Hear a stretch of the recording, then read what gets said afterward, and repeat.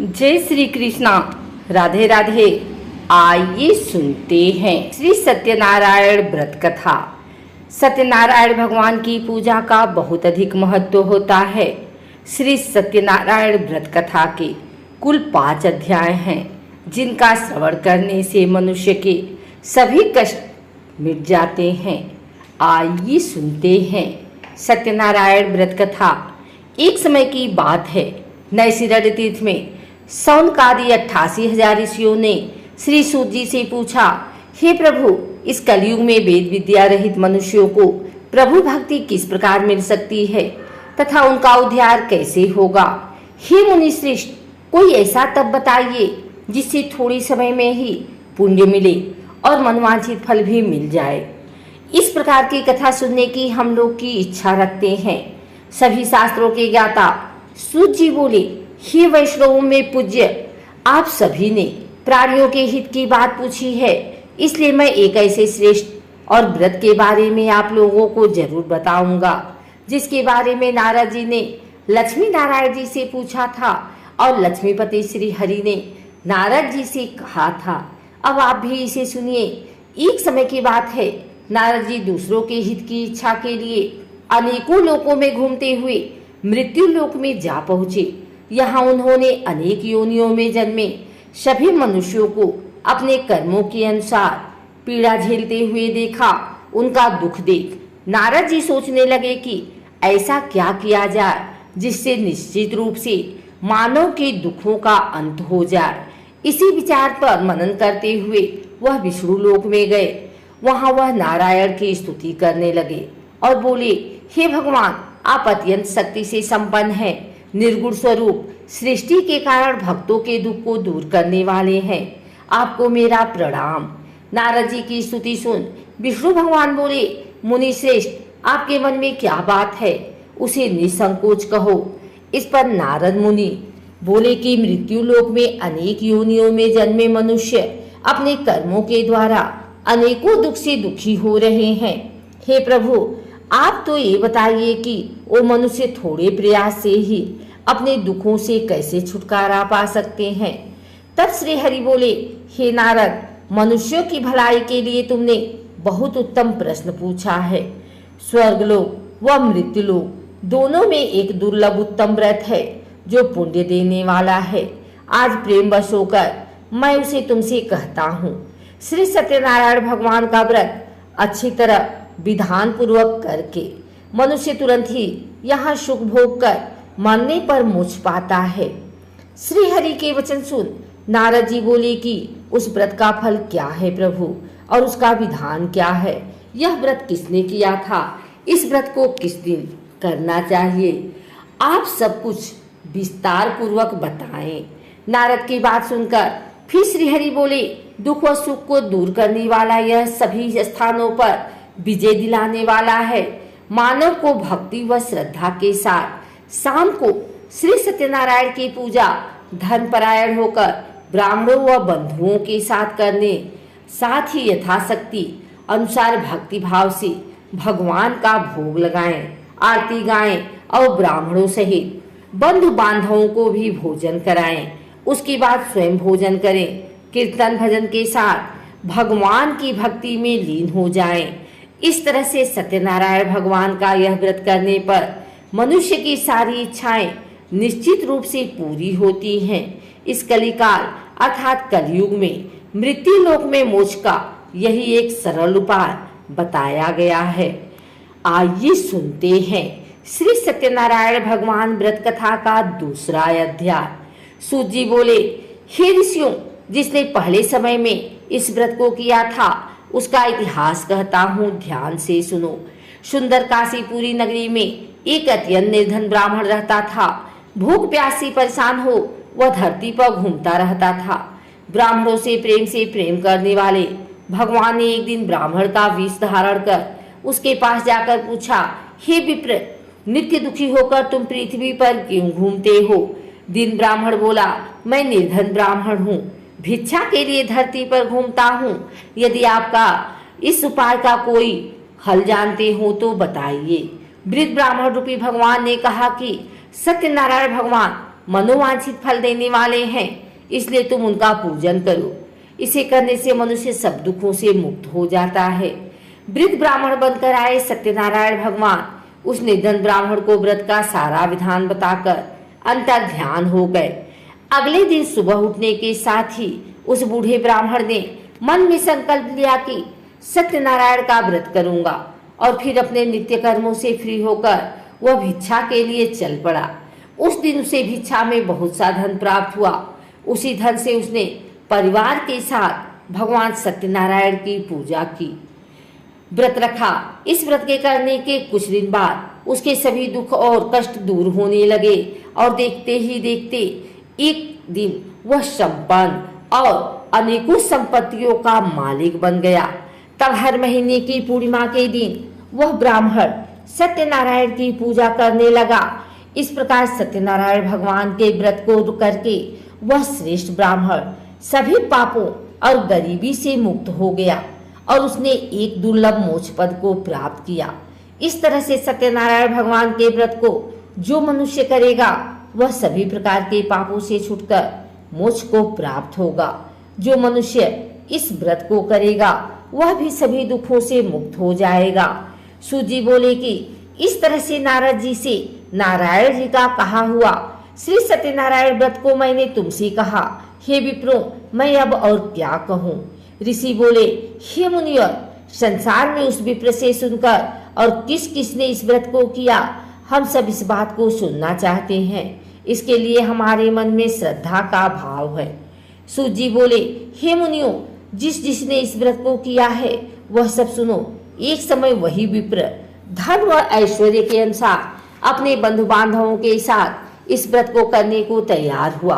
उसी समय एक लकड़ी बेचने वाला बूढ़ा आदमी आया और लकड़ियां बाहर रखकर अंदर ब्राह्मण के घर में गया।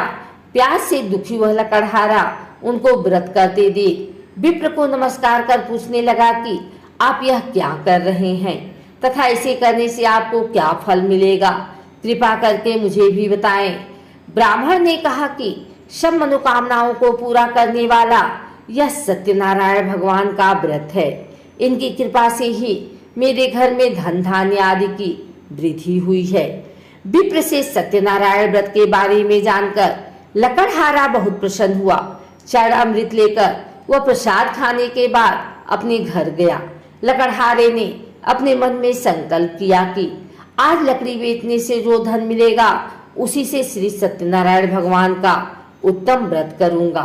मन में इस विचार को ले बूढ़ा आदमी सिर पर लकड़ियां रख उस नगर में बेचने गया, जहां उसे अपनी लकड़ियों का दाम पहले से 4 गुना अधिक मिला।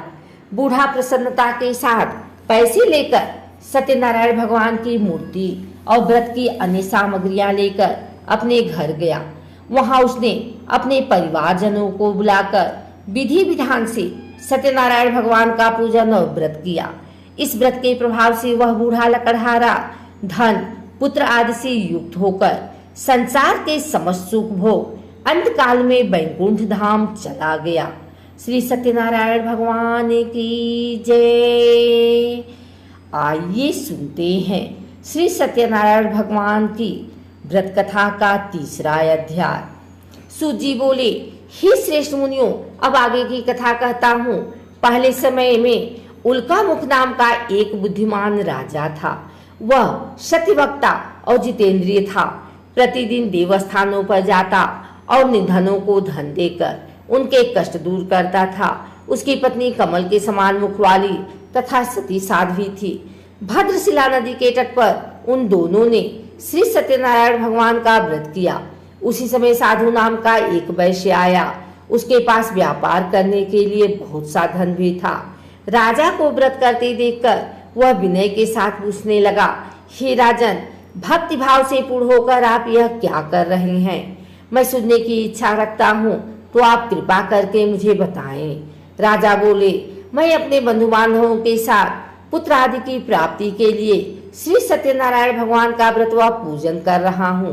राजा के वचन सुन साधु आदर से बोला, हे राजन, मुझे इस व्रत का सारा विधान कहिए। मैं भी इस व्रत को करूंगा। मेरी भी संतान नहीं है और इस व्रत को करने से निश्चित रूप से मुझे संतान की प्राप्ति होगी। राजा से व्रत का सारा विधान सुन व्यापार से निवृत्त हो वह अपने घर गया।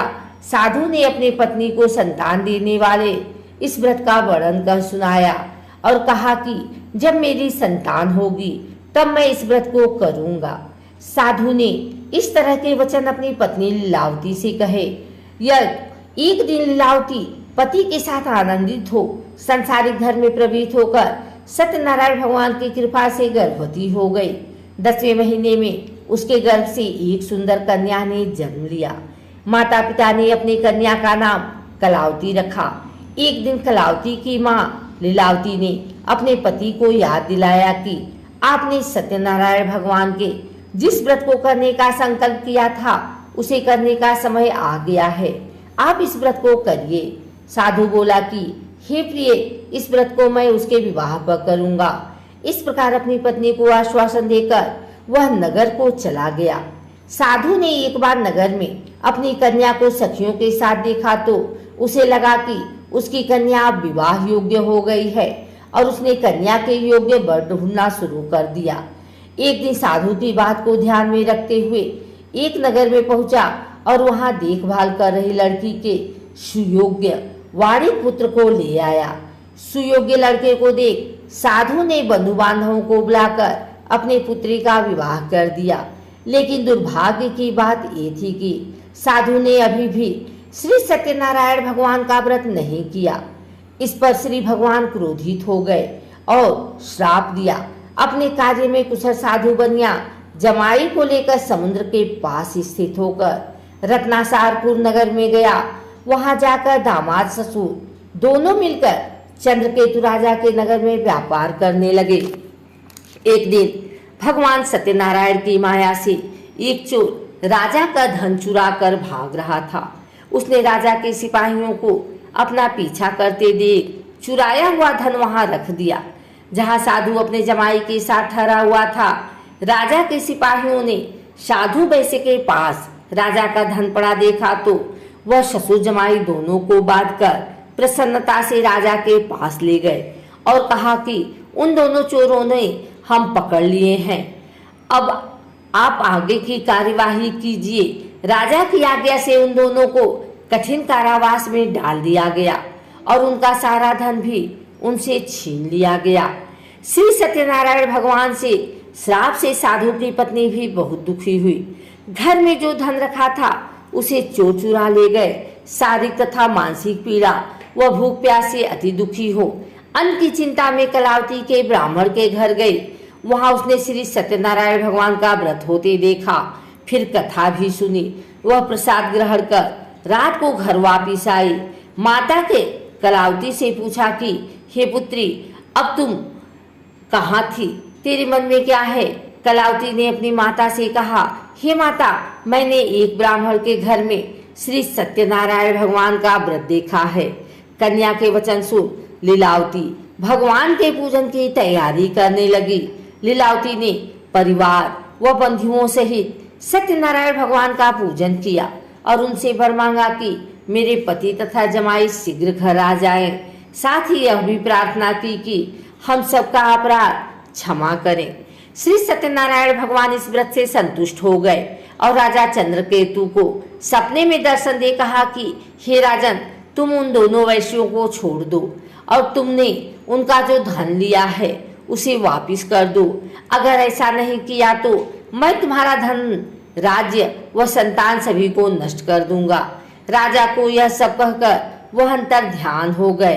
प्रातःकाल सभा में राजा ने अपना सपना सुनाया, फिर बोले कि उन दोनों को कैद से मुक्त कर सभा में लाओ। दोनों ने आते ही राजा को प्रणाम किया।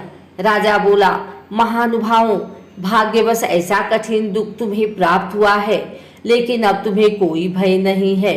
ऐसा कर राजा ने उन दोनों को नए वस्त्राभूषण भी पहनाए और जितना धन उनका लिया था उसे दूना धन वापिस कर दिया। दोनों वैश्य अपने घर को चल दिए। श्री सत्यनारायण भगवान की जय।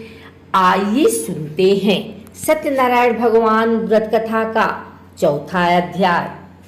सूत जी बोले, वैश्य ने मंगलाचार कर अपनी यात्रा आरंभ की और अपने नगर की ओर चल दिए। उनके थोड़ी दूर जाने पर एक दंडी बेशधारी श्री सत्यनारायण ने उनसे पूछा, हे साधु, तेरी नाव में क्या है? अभिवाड़ी बड़ी खस्ता हुआ बोला, हे दंडी, आप क्यों पूछते हो? क्या धन लेने की इच्छा है? मेरी नाव में तो बेल व पत्ते भरे हुए हैं। वैश्य के कठोर वचन सुन भगवान बोले, तुम्हारा वचन सत्य हो। दंडी ऐसे वचन कर वहां से दूर चले गए। कुछ दूर जाकर समुद्र के किनारे बैठ गए। दंडी के जाने के बाद साधु वैश्य ने नित्य क्रिया के पश्चात नाव को ऊंची उठते देखकर अचंभा माना और नाव में बेलपत्ते आदि देख वह मूर्छित हो जमीन पर गिर पड़ा। वापस होश में आने पर वह अत्यंत शोक में डूब गया। तब उसका दामाद बोला कि आप शोक न मनाए, यह दंडी का श्राप है, इसलिए हमें उनकी शरण में जाना चाहिए, तभी हमारी मनोकामना पूरी होगी। दामाद की बात सुनकर वह दंडी के पास पहुंचा और अत्यंत भक्तिभाव नमस्कार करके बोला, मैंने आपसे जो असत्य वचन कहे थे उनके लिए मुझे क्षमा कर दें। ऐसा कहकर रोने लगा। तब दंडी भगवान बोले, हे बड़े पुत्र, मेरी आज्ञा से बार बार तुम्हें दुख प्राप्त हुआ है, तू मेरी पूजा से विमुख हुआ। साधु बोला, हे भगवान, आपकी माया से ब्रह्मा आदि देवता भी आपके रूप को नहीं जानते, तब मैं अज्ञानी कैसे जान सकता हूँ? आप प्रसन्न होइए, अब मैं सामर्थ्य के अनुसार आपकी पूजा करूँगा, मेरी रक्षा करो और पहले के समान नौका में धन भर दो। साधु वैश्य के भक्ति पूर्वक वचन सुनकर भगवान प्रसन्न हो गए और उसकी इच्छा अनुसार वरदान देकर अंतर ध्यान हो गए। ससुर जमाई दोनों जब नाव पर आए तो नाव धन से भरी हुई मिली। फिर वहीं अपने अन्य साथियों के साथ सत्यनारायण भगवान का पूजन कर अपने नगर को चल दिए। जब नगर के नजदीक पहुंचे तो दूत को घर पर खबर करने के लिए भेज दिया। दूत साधु की पत्नी को प्रणाम कर कहता है कि मालिक अपने दामाद सहित नगर के निकट आ गए हैं। दूत की बात सुन साधु की पत्नी लीलावती ने बड़े हर्ष के साथ सत्यनारायण भगवान का पूजन कर अपनी पुत्री कलावती से कहा कि मैं अपने पति के दर्शन को जाती हूँ, तू कार्य पूर्ण कर शीघ्र आ जाना। माँ की ऐसे वचन सुन कलावती जल्दी में प्रसाद छोड़ अपने पति के पास चली गई। प्रसाद की अवज्ञा के कारण श्री सत्यनारायण भगवान रुष्ट हो गए और नाव सहित उसके पति को पानी में डुबो दिया। कलावती अपने पति को वहां न पाकर रोती हुई जमीन पर गिर गई। नौका को डूबा हुआ देख वह कन्या को रोता देख साधु दुखी होकर बोला कि हे प्रभु, मुझसे तथा मेरे परिवार से जो भूल हुई है उसे क्षमा करें। साधु के दीन वचन सुनकर श्री सत्यनारायण भगवान प्रसन्न हो गए और आकाशवाणी हुई, हे साधु, तेरी कन्या मेरे प्रसाद को छोड़कर आई है, इसलिए इसका पति अदृश्य हो गया है। यदि वह घर जाकर प्रसाद खाकर लौटती है तो इसे इसका पति अवश्य मिलेगा। आकाशवाणी सुन कलावती ने वैसा ही किया जैसा आकाशवाणी के दौरान भगवान ने कहा और फिर प्रसाद ग्रहण करने के बाद जब वो वापस आई तो अपने पति के दर्शन करके अत्यंत प्रसन्न हुई। उसके बाद साधु अपने बंधु बांधवों सहित श्री सत्यनारायण भगवान का विधि विधान से पूजन करने लगा। इस लोक का सुख भोग कर वह अंत में स्वर्ग लोक को चला गया। श्री सत्यनारायण भगवान की जय। आइए सुनते हैं श्री सत्यनारायण भगवान व्रत कथा का 5वां अध्याय। सूत जी बोले, हे ऋषियों, मैं और भी एक कथा सुनाता हूँ, उसे भी ध्यान पूर्वक सुनो। प्रजापालन में लिन तुंगध्वज नाम का एक राजा था। उसने भी भगवान का प्रसाद त्याग कर बहुत ही दुख किया। एक बार जंगल में जाकर वन्य पशुओं को मारकर वह बर के पेड़ के नीचे आया। वहां उसने ग्वालों की भक्ति भाव से अपने बंधुओं सहित सत्यनारायण भगवान का पूजन करते देखा। अभिमानवश राजा ने उन्हें देखकर भी पूजा स्थान में नहीं गया और ना ही उसने भगवान को प्रणाम किया। ग्वालों ने राजा को प्रसाद दिया, लेकिन उसने वह प्रसाद नहीं खाया और प्रसाद को वहीं छोड़ वह अपने नगर को चला गया। जब वह नगर में पहुंचा तो वहां सब कुछ तहस नहस हुआ पाया तो वह शीघ्र ही समझ गया कि यह सब भगवान के अनादर का ही परिणाम है। वह दोबारा ग्वालों के पास पहुंचा और विधि पूर्वक पूजा करके प्रसाद खाया तो श्री सत्यनारायण भगवान की कृपा से सब कुछ पहले जैसा हो गया। दीर्घ काल तक सुख भोगने के बाद मरणोपरांत उसे स्वर्गलोक की प्राप्ति हुई। जो मनुष्य परम दुर्लभ इस व्रत को करेगा तो भगवान श्री सत्यनारायण की अनुकंपा से उसे धन धान्य की प्राप्ति होगी। निर्धन धनी हो जाता है और भय मुक्त हो जाकर जीवन जीता है। संतानहीन मनुष्य को संतान सुख मिलता है और सारे मनोरथ पूर्ण होने पर मानव अंतकाल में बैकुंठ धाम को जाता है।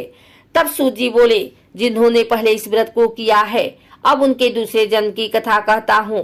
वृद्ध सतानंद ब्राह्मण ने सुदामा का जन्म लेकर मोक्ष की प्राप्ति की। लकड़हारे ने अगले जन्म में निषाद बनकर मोक्ष प्राप्त किया। उल्का मुख नाम का राजा दशरथ होकर बैकुंठ को गए। साधु नाम के वैश्य ने मोर ध्वज बनकर अपने पुत्र को आरे से चीरकर मोक्ष पाया। महाराज तुंगध्वज ने स्वयंभू होकर भगवान में भक्ति युक्त होकर कर्म कर मोक्ष पाया। कथा सुनने के बाद सभी ने श्री हरि का झुककर प्रणाम किया। श्री सत्यनारायण भगवान की जय।